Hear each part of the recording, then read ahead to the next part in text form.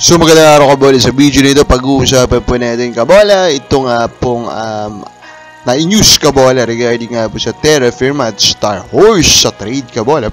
And then of course sa first 2 games po ng mga semi-final series medyo papahapyawan natin yan. So hindi pa nakasubscribe, baka pindutin mo ang subscription button. Dito po tayo sa comments ng mga fans. Wendell Gallardo, ang dami nyo namang mga sinasabi, manonood na lang kayo, sabi niya kabola. Of course we are fans, di ba kabola? So, we have the right naman to share our opinion. Then, Kira Kent, Will Navarro plus Dave Ildefonso plus first round. And then, kapalit ni Jason Perkins plus Riley Limuyang plus second round pick. Ito ata yung sinasabi niya kabola. For me, medyo now over mo ata yung value po ng isang Perkins kabola. I think dapat baliktad, diba? Dapat ang magbigay dito ng first round pick should be Phoenix, I believe. Younger si Navarro at si Ildefonso, they have of course good level of potential naman kabola, pero understood naman na si Perkins po yung pinaka-valuable po dito kabola. Pero sa akin, babalik na rin ko yan na magbibigay dapat ng first round pick should be Phoenix, and then yung second round pick will be Northport. Pero I doubt po na mangyari ito kabola, kasi alam naman natin yung interest po ng mga SMC teams dito nga po kay Will Navarro, unless mas gusto nila makuha ito pong Jason Perkins. Johnny Blue, San Miguel target for Junmar, sabi niya kabola.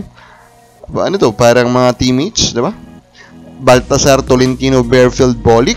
There's a high chance kabola na ni isa dito wala po makuha ang San Miguel Beermen kabola. First Baltasar, you can only dream po dyan mga fans po ng Beermen. Tolentino kabola, I think Magnolia may want to have him also. Bearfield kabola, nasabi na po yan ni Snowbado, baka TNT po yan. Bolick, of course, nasa kampo po yan ngayon ng MVP group kabola.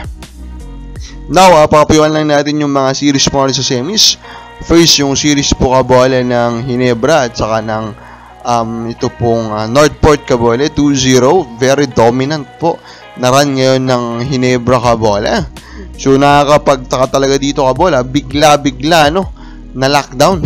Ito si Arvin Tolentino by Stephen Holt. Of course, hindi naman natin kino-question yung credibility ni Holt as a defender kabola, pero still, Tolentino is the most consistent scorer kabola, di ba?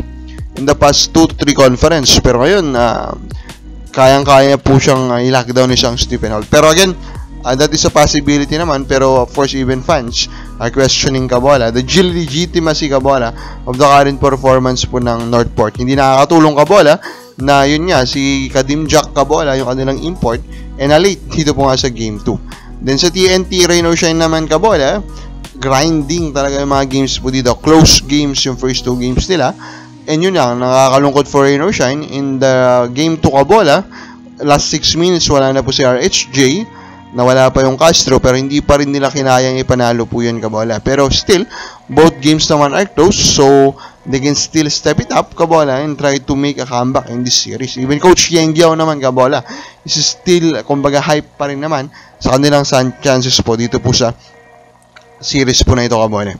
Now, regarding Star Horse and Terra Firma, almost lock na daw po yung deal according kay Sir Snowbado, na mukhang nakuha naman na daw nila yung approval from the PBA board kabola.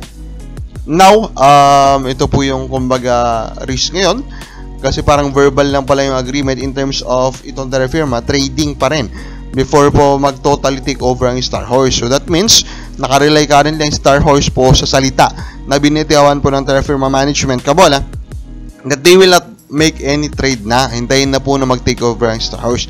Of course, we are hoping kabola, ni-honor talaga yan ng Terra Firma, pero alam naman natin kung gaano rin po kalakas kabola yung pwede maging rason kung bakit po, kumbaga, hindi po yan susundin po ng Terra Firma chip kabola. Pero ang ano lang natin yan, dahil na public na po nga yung pangako na yan, yun po yung para pangahawakan, kasi first magbabox stop po yan kabola kapag ginawa po yan ng Terra Firma. Ang mga ba sa mo, susunod kayo ng Terra Firma, comment na po sa baba.